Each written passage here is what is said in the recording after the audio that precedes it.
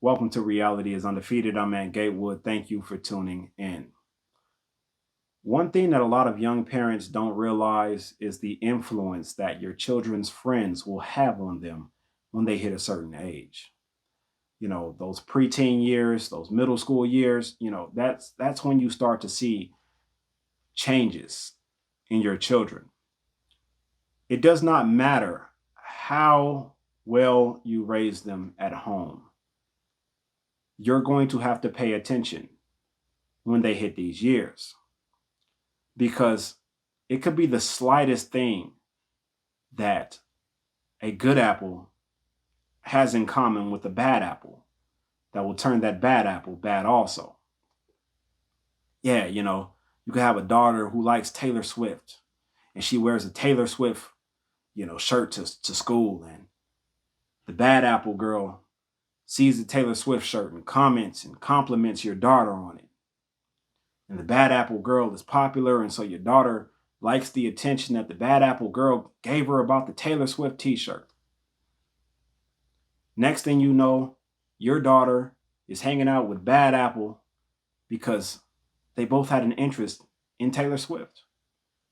And a lot of the times that starts to turn your daughter into a bad apple, right? Because, if they say it takes one bad apple to spoil the bunch, they don't say it take one good apple to make the other ones good, right? And this is how it happens. I use that as a reference, of how slight things can be. And it's not necessarily the fault of the parents of the bad apple. See, that's the thing about school. That's the thing about influence, that peer pressure, all of that good stuff. That's the thing about it. That bad apple could have been good also, could have been raised properly also, given love, attention, helped with the homework, all of that, showed up to recitals, showed up to AB honor roll award shows, showed up to all of that, brought lunch to school, brought cupcakes on birthdays, all of that. It only takes that slightest thing.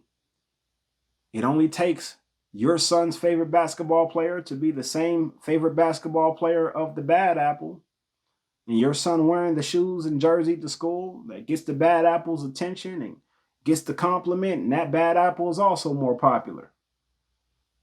Now your son feels popular because the popular bad apple notices him over the same favorite basketball player. Next thing you know, the bad apple smoking in the bathroom trying to pass your son a cigarette or a blunt or whatever the case. It's the slightest things. It's the slightest things. And like I said, it's not necessarily the parents on the other side. They could have raised their son properly also. That is the influence that they will have at school. And you'll notice the slightest little things change about your children, right? For me, with my son, I noticed he started wearing black a lot, and my son at that point, up until that point, never really cared about the way he dressed. Now he a little swaggy, a little fresh dude, just know he, all that in a bag of chips, right? To use my old reference to show my age. But, he started wearing black every day and hoodies and all of that. And he wanted me to buy him some black forces. I know where I'm from, so I know what black forces mean, you know? And so I start paying close attention to my son. Start, and sure enough, he was hanging with some neighborhood boys who thought they were tough, right? So I knew what to watch out. I start speaking on it with my son, you don't need to be hanging out with them, so on and so forth. And the incidents that made me realize that it's not always the parents' fault. And sometimes it is. So that's why I say not always, right? I had an incident where my daughter got attacked at school. She got attacked at school. It's on video and all of this here. And mind you, I don't teach my daughters to fight. They're girly girls. did their nails and, wore pretty dresses and all of that stuff. Play with Barbie dolls, all of that prissy, girly girl stuff. That's what my daughters are, right? They're not taught to go out there and quote unquote beat a bitch ass, right? So my daughter gets attacked at school because the girl who attacked her didn't like my daughter's friends. And because she knew my daughter was friends with those girls, she attacked my daughter because my daughter was the weakest link out of those girls. So I'm upset, I'm just obviously going off, so on and so forth, going off the rail. These parents, this and this, that, and the third, and motherfuckers need to raise their kids right, and yada, yada. I promise you, not even a week later, I get a call from my son's school. My son didn't help boys jump another boy. I know I didn't raise my son to jump nobody. I got in my son's shit about that coward ass shit that he did. You can't make the shit up. You cannot make it up. Getting a call saying my son and help these kids jump these other kids, and now my son is getting charges pressed on him, and he had to go through this, court, intervention program, so on and so forth, to keep his record clear. When he wasn't raised to do that. He wasn't raised to be like that or anything like that. It's just simply the boys that he was hanging around with. In hindsight, I'm glad that incident happened because, that was the incident that got my son to stop hanging with those boys. But I told my son how lucky he was.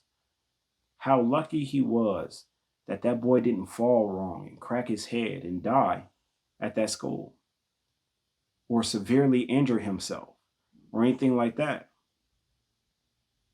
That incident was what my son needed to see, that shit is really real out there.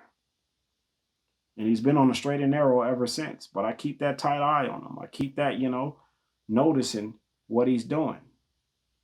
Now all he's into is basketball, this, that, and the third, and, being fresh and all of that. And hey, I like it in him.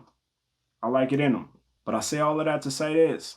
Parenting isn't just about how you raise your kids.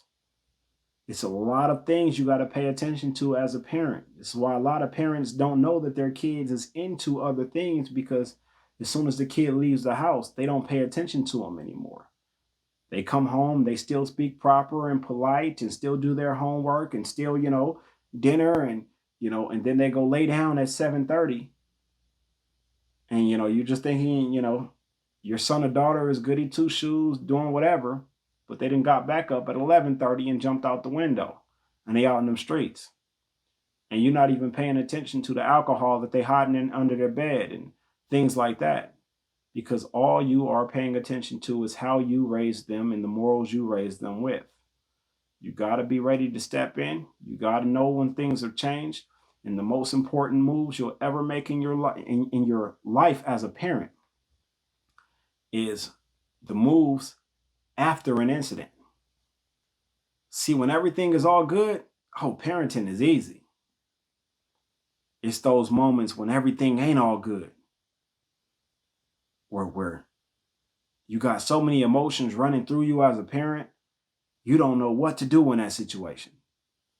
But those are the moments that your child is going to remember, because those are the moments where a lot of people end up saying something that they're going to regret saying to their child, end up doing something that they're going to regret doing to their child.